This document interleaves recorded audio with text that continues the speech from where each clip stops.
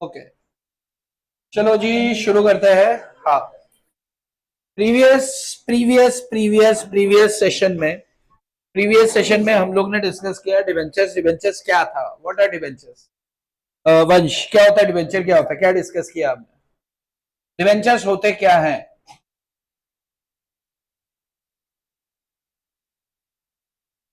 Bed debts होते हैं। बहुत बढ़िया बेटा, बहुत जल्दी शादी होने वाली है तुम लोग की। Yes, what are debenture? Debentures क्या होते हैं? चंद खुशी, डिवेंचर्स क्या होते रे? कंपनी के क्रेडिटर्स होते हैं। डिवेंचर होल्डर कौन होते हैं? कंपनी के क्रेडिटर्स होते हैं। डिवेंचर्स क्या होता है? सोर्स ऑफ फाइनेंस होता है।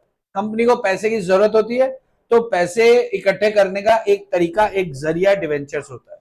डिवेंचर क्या है? सोर्स ऑफ फाइनेंस है। डिवेंचर्स क्या है? सोर्स ऑफ फाइनेंस है। राइट। ठीक ऐसे ही डिपॉजिट्स भी होते हैं। पब्लिक से डिपॉजिट्स भी होते हैं, वो भी क्या होता है? आपका सोर्स ऑफ फाइनेंस। लेकिन जो डिपॉजिट होता है वो शॉर्ट टर्म फाइनेंस होता है। कितना होता है? Short term. मैक्सिमम कितने साल के लिए होता है? वेरी गुड, 3 साल के लिए होता है। मैक्सिमम कितने साल के लिए? 3 इयर्स, 3 साल के लिए। और कम से कम 6 महीने के लिए। Very good. मिनिमम 6 मंथ्स और मैक्सिमम 3 इयर्स। ध्यान से सुन लो, ध्यान से सुन लो। एक एक छोटा सा सिर्फ ऊपरी डिस्कशन करेंगे, छुएंगे, ब्रेक लेंगे, छोड़ देंगे। उसके बाद ब्रेक के बाद आगे का डिस्कशन होगा अगले सेशन। ठीक है? बोले हाँ। तो क्या हमारी चर्चा जारी रखें? फिर से सुनो, फिर से सुनो। हमारा चैप्टर नंबर 4 था डिबेंचर्स। डिबेंचर्स क्या होता है? Source of finance. इससे ठीक पहले चैप्टर नंबर 3 शेयर्स था। वो क्या होता है? वो भी source of finance. Source of finance में और क्या होता है? Public deposit. क्या होता है? Public deposit. पब्लिक से अगर हम डिपॉजिट एक्सेप्ट करते हैं तो उसे पब्लिक डिपॉजिट कहते हैं। पब्लिक से डिपॉजिट एक्सेप्ट करते हैं। क्या इसके ऊपर हमने एक डिस्कशन किया था? बैंक बैंक का अपन एग्जांपल लिया था कि एक कंपनी बैंक में अपने एम्प्लॉयज के खाते खुलवाती है तो उसके बाद ढेर सारा पैसा आ जाता है। तो बैंकिंग कंपनीज भी पब्लिक से डिपॉजिट एक्सेप्ट करती है, लेकिन उसके ऊपर ये नियम नहीं लगते हैं। हाउसिंग फाइनेंस कंपनी भी पब्लिक से डिपॉजिट एक्सेप्ट करती है, एनबीएफसी भी करती है, लेकिन उस पर ये नियम नहीं लगते। क्यों? क्योंकि आरबीआई की गाइडलाइंस को फॉलो करते हैं वो लोग।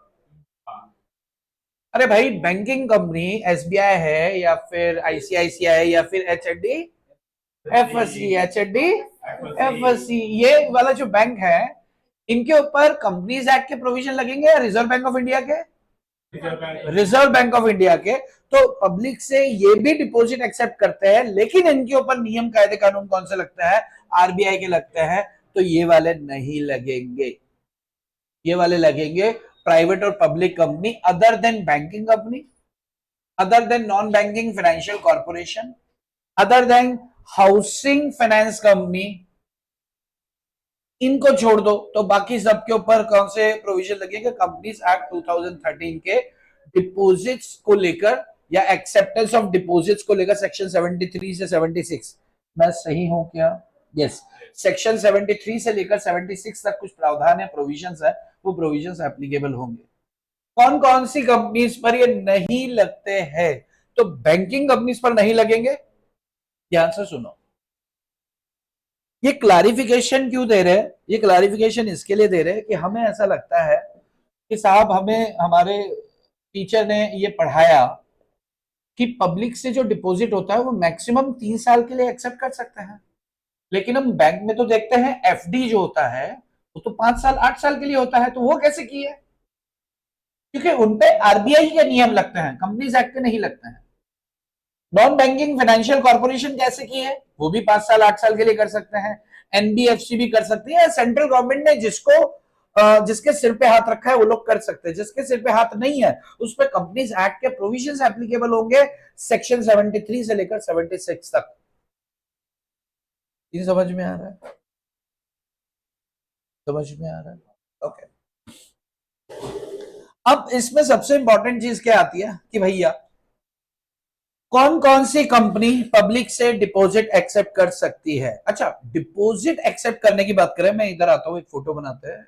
कुत्ते इकड़े, कड़े, हिकली तो पत्तियां, नाजुक नाजुक उंगलियां। हाँ जी, मैं टाइम पास कर रहा हूं, क्या करूं, कुछ तो बोलना है। ओके, हम पढ़ रहे डिपॉजिट्स चैप्टर। अच्छी, डिवेंचर इज ओवर। हाँ,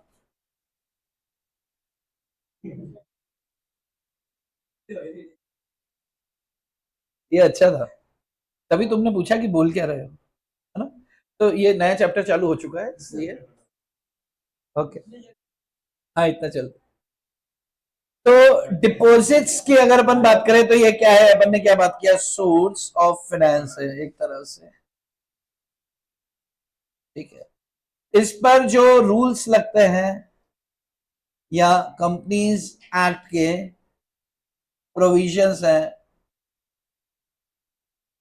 73 टू 76, हम उसके ऊपर बात करने आए हैं। ध्यान से सुनो, ध्यान से सुनो, सुनो ना, ए सुनो ना, सुनो ना। ओके,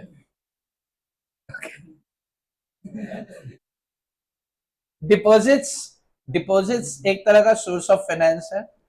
आप अगर एक बैंकिंग कंपनी हो, आप एक, डिपॉजिट्स कौन कौन एक्सेप्ट करता है, तो बैंकिंग कंपनी भी एक्सेप्ट करती है, नॉन बैंकिंग फाइनेंशियल कॉर्पोरेशन भी करती है, हाउसिंग फाइनेंस कंपनी भी करती है। इन तीनों के ऊपर ये वाले प्रोविजंस एप्लीकेबल नहीं होते हैं। उसके पीछे कारण क्या है, कानून ने इसके लिए प्रोविजंस अलग से कहीं बना के रखे हैं, वो आरबीआई की गाइडलाइंस में है, ठीक है।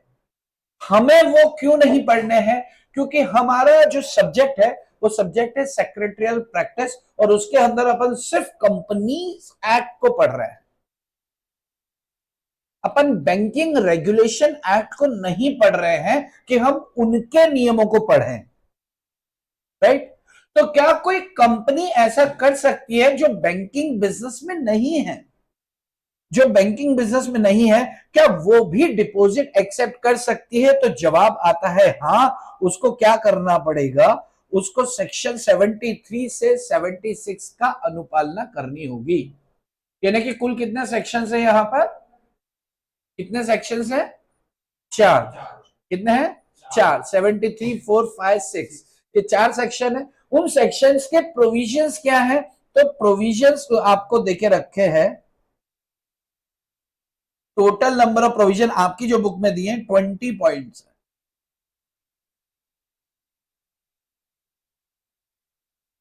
ये आपका एक एग्जाम का क्वेश्चन हो सकता है। अपन उसकी अभी बात नहीं करेंगे कि ये 20 पॉइंट्स क्या है। अपन सिर्फ एक बेस बनाते हैं ना, किसी भी चैप्टर को स्टार्ट करने के पहले अपन सिर्फ उसके ऊपर चर्चा कर रहे हैं, तो बिल्कुल लोड लेने की जरूरत नहीं है। सुनो, जो समझ में आता है, नहीं आता है तो थोड़ा देर रुको, मैं एक चीज को 3 बार वैसे भी ट्राई मारता हूं आपके ऊपर कि आपको चीज पकड़ में आए। एक बार फिर से सुनो, एक कंपनी को पब्लिक से या एक कंपनी को पैसे चाहिए, क्यों चाहिए, उसको किसी प्रोजेक्ट में लगाने हैं, तो एक कंपनी पैसे कहां कहां से इकट्ठा कर सकती है, उसको अपन क्या बोलते हैं, source of finance. Source of finance में सबसे पहला सोर्स होता है उसका कैपिटल का, वो चाहे इक्विटी शेयर कैपिटल हो या प्रेफरेंस शेयर कैपिटल हो। दूसरा सोर्स हमने डिबेंचर्स का बात किया कि लोन फ्रॉम पब्लिक, उसके ऊपर हम डिस्कस कर चुके हैं। तीसरा रास्ता जो है वो क्या है आपके पास, deposits. Deposits, acceptance of deposits, इसका पूरा नाम अगर अपन करें ना, तो डिपॉजिट्स को एक्सेप्ट करना, एक्सेप्टेंस ऑफ डिपॉजिट्स। अब ये डिपॉजिट्स एक्सेप्ट करने का मतलब क्या है, कि जनता आएगी हमारे पास पैसा जमा कराएगी जैसे कि बैंक में जमा कराया जाता है, और हम उसके ऊपर ब्याज देंगे जैसे कि बैंक देता है। यस, बैंक 5 साल, 8 साल, 10 साल, बैंक के पास तमाम स्कीम होती है, लेकिन हम मैक्सिमम कितने साल के लिए कर सकते हैं, 3 इयर्स। यहां पे बोला है 36 मंथ्स, तो एक ही बात है, मैक्सिमम एक कंपनी जो कि बैंकिंग व्यवसाय में नहीं है, जो कि बैंकिंग कंपनी नहीं है, नॉन बैंकिंग फाइनेंशियल कॉर्पोरेशन भी नहीं है, हाउसिंग फाइनेंस कॉर्पोरेशन भी नहीं है, तो वो कंपनी मैक्सिमम अगर डिपॉजिट एक्सेप्ट करती है तो 3 साल के लिए कर सकती है। कितने के लिए कर सकती है? 3 साल। इसका मिनिमम लॉक इन पीरियड, इसका लॉक इन पीरियड का मतलब क्या होता है मिस खंडेलवाल? कम से कम कितने समय तक आपको रखना ही पड़ेगा पैसा। जैसे मान लो कि हर्षल ने हमारी कंपनी में पैसा जमा किया, हमारी कंपनी का नाम है अलकनंदा लिमिटेड या वॉटेवर। इन्होंने हमारी कंपनी में पैसा जमा किया 50 लाख रुपया, हमने 3 साल के लिए लिया। 2 महीने बाद ये आता है और आकर बोलता है कि भैया आप हमारे पैसे वापस दे दो। हमने बोला ऐसे थोड़ी होता है, आपने 3 साल के लिए जमा किए हैं। तो क्या प्री मेच्योरिटी पे 3 साल से पहले, 3 साल बाद वो मैच्योर होगा और अगर उससे पहले अगर ये पैसे निकालना चाहता है तो उसे प्री मेच्योरिटी कहा जाएगा? क्या प्री मेच्योरिटी पैसा निकालने की अनुमति है? तो जवाब है यस, बिल्कुल है। फिर हम इनको जवाब देंगे कि सर आप अपना पैसा निकाल सकते हैं लेकिन कम से कम 6 महीने तो आपको इंतजार करना पड़ेगा। तो इसे कहते हैं मिनिमम लॉक इन पीरियड। क्या बोलते हैं? Minimum lock in period. यानी कि मैक्सिमम 3 साल तो मिनिमम 6 महीने आपको ये पैसा रखना ही होगा। ये बोलता है मेरी बीवी लड़ रही है, वो मेरा पैसा नहीं है, उसका पैसा मैंने लाके जमा कर दिया, तो कंपनी बोलती है हम उसका कुछ नहीं कर सकते भाई साहब, आप जानो आपकी बीवी जाने। फिर ये पीछे घूम के दिखाता है देखो ये चप्पल का साइज दिख रहा है, मेरी बीवी का है, उन्हें फेंक के मारा था मेरे को पैसा वापस दो। हम कुछ नहीं कर सकते हैं, हम इनको पैसे वापस नहीं लौटाएंगे क्योंकि मिनिमम लॉक इन पीरियड कितना होगा? 6 महीने होगा। हम एक बार फिर से बात कर रहे हैं। हाँ, एक कंपनी को पैसों की जरूरत होती है तो वो पैसे कहां कहां से ले सकती है, ध्यान से समझने की कोशिश करना। चैप्टर नंबर 3 आपके सिलेबस का है, उसमें शेयर्स की बात की है। चैप्टर नंबर 4 में डिबेंचर्स की बात की है। चैप्टर नंबर 5 में डिपॉजिट्स की बात की है। जिसको शेयर्स इशू किए जाते हैं उसे शेयर होल्डर कहते हैं। जिन्हें डिबेंचर्स इशू किए गए चैप्टर 4 में उन्हें डिबेंचर होल्डर्स कहते हैं। जिनसे डिपॉजिट एक्सेप्ट करेगी कंपनी उन्हें डिपॉजिटर्स या डिपॉजिट होल्डर्स कहेंगे। यस, ठीक है। 3, 4, 5 और इसके बाद आएगा चैप्टर 6, 7, 8। चैप्टर 6 में पत्र व्यवहार है। पत्र व्यवहार है, क्या हो गया? ओके। चैप्टर 6 में कॉरेस्पॉन्डेंस विद मेंबर्स है, यानी कि शेयर होल्डर्स के साथ चिट्ठियां, लव लेटर। चैप्टर नंबर 7 उसमें डिवेंचर होल्डर्स के साथ लेटरबाजी, जो लेटर लिखते हैं। और चैप्टर नंबर 8 डिपॉजिट होल्डर्स के साथ लेटरबाजी। यानी कि आप थोड़ी सी इस चीज को समझ के चलो, चैप्टर 3, 4, 5 पर बेस्ड होंगे 6, 7, 8। चैप्टर 6, 7, 8 का वेटेज आपका मैक्सिमम 10 मार्क्स होता है। 3 चैप्टर 10 नंबर के हैं, 3 चैप्टर 10 मार्क्स के। और चैप्टर 3, 4, 5 यानी कि चैप्टर 1 to 5, 1 को भी छोड़ दो, चैप्टर 2, 3, 4, 5 ये 50 मार्क्स का वेटेज रखते हैं। कितने मार्क्स का? 50 नंबर के हैं 4 चैप्टर। जिसमें से डिवेंचर हमारा अच्छे से हुआ, इसके ठीक पहले हमने शेयर्स वाला खत्म किया और अब हम डिपॉजिट्स पे हैं, तो इसी पर आधारित होगा आपका वो चिट्ठी। इससे ठीक पीछे डिवेंचर्स किया ना, उसी पर आधारित होगी डिवेंचर होल्डर्स के साथ चिट्ठी। आपको सीन समझ में आ रहा है? यस। मैं आपको एक छोटा सा एक छोटी सी बात बता देता हूं। आपको एक क्वेश्चन आता है, आपको एक क्वेश्चन आता है। क्वेश्चन में आपको 3 पार्ट होंगे, ए, बी और सी। ये 3 में से आपको बोला जाएगा एनी 2 आपको करने का है और ये 10 मार्क्स का होगा। Chapter number 6। चैप्टर, ये बदमाश है भाई, सिर्फ बच्चे ही बदमाश होते हैं, कैसे बोल सकते हो आप? हाँ, लेकिन चलो हमारे सामने तो बच्चा ही है, ये बदमाश बच्चा है भी। अच्छा सुनो, आपको chapter number 6, chapter number 7, chapter number 8 जो 3 चिट्ठियां आपको दी जाएंगी लिखने के लिए, उसमें से कोई 2 लिखनी होंगी। 6, 7, 8 में एक क्वेश्चन ये आता ही है 10 मार्क्स का, एनी 2 आपको कोई 2 करनी। यानी कि आप चाहें तो किसी एक चैप्टर को पूरा पूरा छोड़ सकते हो। एक डिपॉजिटर्स के साथ चिट्ठी लिखने को आएगी, एक डिबेंचर होल्डर्स के साथ चिट्ठी लिखने को आएगी और एक चिट्ठी लिखने को आएगी आपको शेयर होल्डर के साथ। तो क्या आप किसी को छोड़ना चाहो आप छोड़ सकते हो, पकड़ना चाहो आप लेकर चल सकते हो, लेकिन आप थोड़ा सा इस मैटर की सीरियसनेस के साथ अगर इसको लें तो चैप्टर 6, 7, 8 सिर्फ 10 नंबर के हैं। या तो सिर्फ कह दो या फिर ये कह दो कि भैया 1 से लेकर 5 तक आपको 50 नंबर देने वाले हैं, यानी कि ये वाला चैप्टर खत्म होगा तो ये मान के चलना कि 50 मार्क्स आउट ऑफ 80, 80 नंबर का पेपर आता है आपका, कितने मार्क का आता है 80, तो 80 में से 50 मार्क का ये चैप्टर खत्म होगा और आपका सिलेबस कवर हो जाएगा 50, आई थिंक 60% ऑफ सिलेबस आपका कवर हो जाएगा। जितना आप हवा में निकालना चाहते हैं निकाल दे, जितना आप ध्यान से सुनना चाहते हैं आप ध्यान से सुन। हम वापस आ रहे हैं इधर इधर, हम सिर्फ एक बात यहां पर बात करके खत्म कर दे रहे कि आपके जो डिपॉजिट्स होते हैं ये डिपॉजिट कंपनी किससे लेती है, या तो पब्लिक से लेगी या फिर मेंबर से लेगी। डिपॉजिट सुनो, डिपॉजिट या तो पब्लिक से लिए जा सकते हैं या फिर मेंबर से लिए जा सकते हैं। जब बात करें मेंबर से लेना है तो मेंबर से कौन कौन सी कंपनी डिपॉजिट एक्सेप्ट कर सकती है?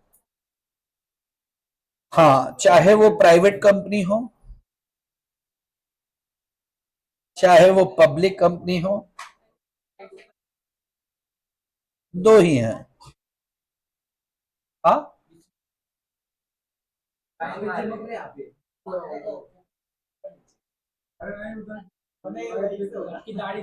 अच्छा अच्छा अच्छा, समझ गया मैं।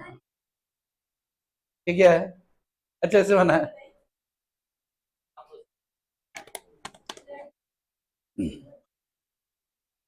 चलो सुनो, हाँ हाँ, डिपॉजिट्स आप किस किस से एक्सेप्ट कर सकते हो, तो या तो पब्लिक से या मेंबर से।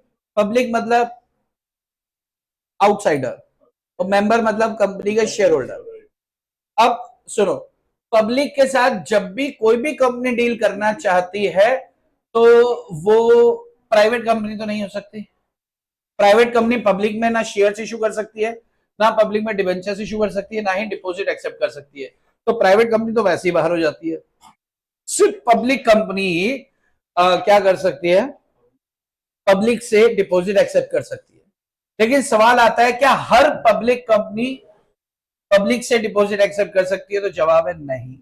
ऐसी पब्लिक कंपनी जो एलिजिबल है डिपॉजिट एक्सेप्ट करने के लिए वही पब्लिक से डिपॉजिट एक्सेप्ट कर सकती है। और एलिजिबल कंपनीज कौन सी होती है उसको डिस्कस किया और छुट्टी। एलिजिबल कंपनी, एलिजिबल कंपनी वो जो 3 में से कोई 2 रूल्स को फॉलो कर दे। पहला रूल क्या है कि आपका net worth is not less than 100 crore और turnover is not less than 500 crore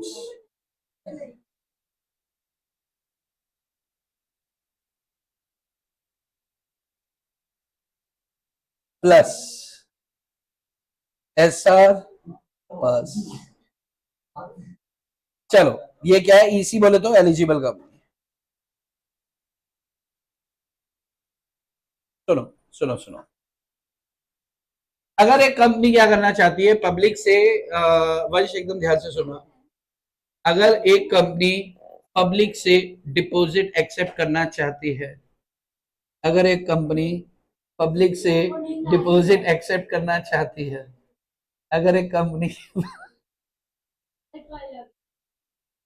सबको, एक मिनट, एक सेकंड, इनकी छुट्टी कर दे क्या, आप लोग जा सकते हो, आप लोग जाए तुरंत तुरंत, एक मिनट का ब्रेक ले रहा हूँ, इन लोग की छुट्टी करता है फिर अपन आगे बढ़ते। चलो अच्छा, सुनो सुनो सुनो सुनो सुनो, ध्यान से सुनो। देखो, एक कोई भी पब्लिक कंपनी अगर पब्लिक से डिपॉजिट एक्सेप्ट करना चाहती है, कोई कंपनी अगर पब्लिक से डिपॉजिट एक्सेप्ट करना चाहती है, तो उसके लिए खास बात क्या है कि उसका टर्नओवर कम से कम 500 करोड़ हो या फिर उसका नेटवर्थ कम से कम 100 करोड़ हो, तो वो शेयर होल्डर से एक स्पेशल रेजोल्यूशन पास करा के डिपॉजिट को एक्सेप्ट कर सकती है। ऐसी कंपनी को कहेंगे कि ये कंपनी एलिजिबल है डिपॉजिट एक्सेप्ट करने के लिए। एक बार फिर से ध्यान से सुनना। जैसे मान लो कि एक प्राइवेट कंपनी है, अभी अपन ना धीरे धीरे चीजों को अलग करते हैं। एक प्राइवेट कंपनी है एबीसी प्राइवेट लिमिटेड, क्या वो पब्लिक से डिपॉजिट एक्सेप्ट कर सकती है? तो जवाब है नहीं। प्राइवेट कंपनी पब्लिक से डिपॉजिट प्राइवेट कंपनी पब्लिक से डिपॉजिट एक्सेप्ट नहीं कर सकती। क्लियर है? यस। सुनो, एक कंपनी है ए लिमिटेड, ये एक पब्लिक कंपनी है, इसका टर्नओवर है 60 करोड़, इसका टर्नओवर कितना है? 60 करोड़, इसकी नेटवर्थ है 50 करोड़। ये एक पब्लिक कंपनी है। कौन सी कंपनी? Public company. क्या ये पब्लिक से डिपॉजिट एक्सेप्ट कर सकती है? तो जवाब है नहीं, क्योंकि उसके लिए या तो नेटवर्थ आपका 100 करोड़ उससे ज्यादा हो या टर्नओवर, दोनों में से कोई भी एक शर्त पूरी होती हो तो एसआर पास करके आप डिपॉजिट एक्सेप्ट कर सकते हो। एक कंपनी है XYZ लिमिटेड, जिसका टर्नओवर है 600 करोड़ लेकिन नेटवर्थ है 50 करोड़। टर्नओवर है 600 करोड़, क्या टर्नओवर वाली कंडीशन को सेटिस्फाई कर रहा है? यस। 500 करोड़ से ज्यादा है, तो क्या ये पब्लिक से डिपॉजिट एक्सेप्ट कर सकती है? जवाब है यस। बात समझ में आ रही है? एक 2 नंबर का केस, छोटे छोटे 3 केसेस भी आते हैं। मैंने पेपर जो गो थ्रू किया, यहां से एक बार पूछा गया कि कौन सी कंपनी एलिजिबल कंपनी है to accept deposit from public. देखो, मेंबर से तो कोई भी एक्सेप्ट करेगा, चाहे प्राइवेट कंपनी हो, चाहे पब्लिक कंपनी हो, चाहे कोई कंपनी हो, लेकिन पब्लिक से एक्सेप्ट करने के लिए पहली बात तो यह है कि पब्लिक से प्राइवेट कंपनी तो नहीं कर सकती, पब्लिक से पब्लिक कंपनी भी नहीं कर सकती जब तक कि यह कंडीशन फुलफिल ना हो। और वो कंडीशन क्या है? भाई साहब, नेटवर्थ देख लो, कम से कम 100 करोड़ तो होना चाहिए। कि नेटवर्थ 110 करोड़ है, सर आंख बंद करके कर लो, कोई चक्कर नहीं। नहीं सर, नेटवर्थ तो 90 करोड़ से है। अच्छा, उसका टर्नओवर देखना, कहीं 500 करोड़ से ज्यादा है क्या? अगर 500 करोड़ से ज्यादा है तो एक्सेप्ट कर लो। नहीं सर, ये भी नहीं है, तो भाई साहब आप एलिजिबल नहीं हो कि आप डिपॉजिट एक्सेप्ट कर पाओ। तो ऐसी कंपनी जो पब्लिक से डिपॉजिट को एक्सेप्ट करने के लिए एलिजिबल है, उसे एलिजिबल कंपनी यहां पर कहा गया है। तो एलिजिबल कंपनी का मतलब ऐसा नहीं कि कोई नए तरह की कंपनी, ये पब्लिक कंपनी ही है जिसका टर्नओवर 500 करोड़ या उससे ज्यादा है, जिसका नेटवर्थ 100 करोड़ या उससे ज्यादा है। इन दोनों में से कोई भी शर्त संतुष्ट कर देती है कोई कंपनी, तो उस कंपनी को एलिजिबल कंपनी कहा जाएगा जो पब्लिक से डिपॉजिट एक्सेप्ट कर सकती है। बात समझ में आ रही है क्या आपको? यस। अब एकदम ध्यान से यहां पर आ जाओ। बस इस फोटो को खत्म कर रहा हूं, उसके बाद मैं ब्रेक दे रहा हूं। एक मेंबर चाहे प्राइवेट कंपनी हो चाहे पब्लिक कंपनी हो, अब पब्लिक कंपनी एलिजिबल कंपनी हो या नॉट एलिजिबल कंपनी हो, मेंबर तो डिपॉजिट एक्सेप्ट कर ही सकता है, मेंबर डिपॉजिट कर सकता है कंपनी में। लेकिन अगर बात करें पब्लिक की, तो आप एक एलिजिबल कंपनी हो तो ही आप क्या कर सकते हो? पब्लिक से डिपॉजिट एक्सेप्ट कर सकते हो, या फिर आप एक गवर्नमेंट कंपनी, या फिर आप एक क्या हो? गवर्नमेंट कंपनी हो। ठीक है, फिर से सुनो, आखिरी बात। डिपॉजिट, एक्सेप्टेंस ऑफ डिपॉजिट का मतलब क्या है? डिपॉजिट एक्सेप्ट करना। हमारी एक कंपनी है, हम डिपॉजिटर से पैसा जमा करते हैं, मैक्सिमम कितने साल के लिए कर सकते हैं? 3 साल, मिनिमम 6 महीना। अब अगर हम प्राइवेट कंपनी है तो हम मेंबर से ले सकते हैं, अगर हम एक पब्लिक कंपनी है तो भी मेंबर से बेधड़क हम डिपॉजिट एक्सेप्ट कर सकते हैं। लेकिन बात मेंबर्स की नहीं है, बात किसकी है? पब्लिक की है। क्या पब्लिक से पब्लिक डिपॉजिट एक्सेप्ट किया जा सकता है? तो सबसे पहला सवाल होगा, क्या वो कंपनी एलिजिबल है डिपॉजिट एक्सेप्ट करने के लिए? तो एलिजिबिलिटी क्राइटेरिया बताओ। तो एलिजिबिलिटी क्राइटेरिया में सबसे पहली शर्त क्या है कि भैया उसका नेटवर्थ 100 करोड़ कम से कम होना चाहिए। ये फुलफिल नहीं हो रहा तो दूसरा कंडीशन देखो, क्या उसका टर्नओवर 500 करोड़ या उससे ज्यादा है? हाँ, तो एलिजिबल है, एसआर पास करके आप एक्सेप्ट कर सकते हो। ठीक है, कोई तो एक कंडीशन फुलफिल हो। क्या इसके अलावा पब्लिक से डिपॉजिट बिल्कुल नहीं कर सकते। लेकिन अगर आपकी कंपनी एक सरकारी कंपनी है, सरकारी कंपनी क्या होती है, जिसमें 51% या उससे ज्यादा शेयर केंद्र या राज्य सरकार का हो, तो सरकारी कंपनी हो गई। अगर वो सरकारी कंपनी है तो उसके लिए एलिजिबिलिटी क्राइटेरिया कुछ नहीं है, वो एलिजिबल होती है पब्लिक से डिपॉजिट एक्सेप्ट करने के लिए। गवर्नमेंट कंपनी है तो फिर दिमाग लगाने की जरूरत नहीं हो, तो कर सकती है। लेकिन गवर्नमेंट नहीं है तो फिर वो क्राइटेरिया फुलफिल हो तभी आप डिपॉजिट एक्सेप्ट कर सकते हो। क्या आपको बात समझ में आती है? अगर इतना समझ में आता है तो एक लेते हैं छोटा सा ब्रेक, और मैं जाता हूं पर्दे के पीछे, और ब्रेक के बाद हम लोग डिस्कशन करेंगे अगला। तब तक के लिए मौज मस्ती करो, मस्त रहो।